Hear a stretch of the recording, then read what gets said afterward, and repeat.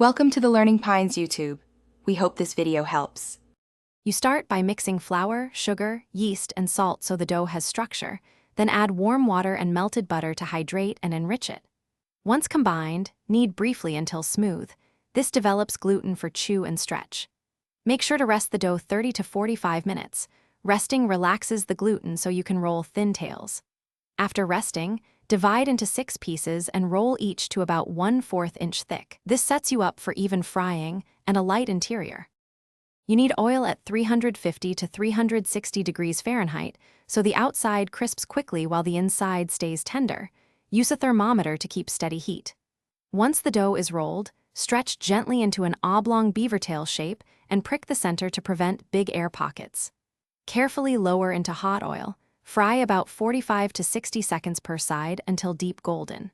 When done, remove to a rack to drain.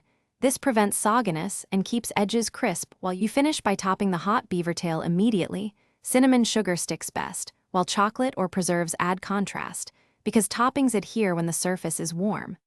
If you want extra crisp edges, briefly flash fry at 375 degrees for 15 to 20 seconds.